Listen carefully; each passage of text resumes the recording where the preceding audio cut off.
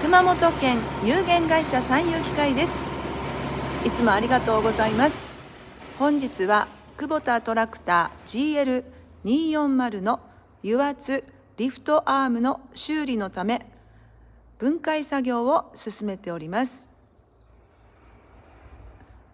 当社は農業機械の修理、販売、買い取りを行っております。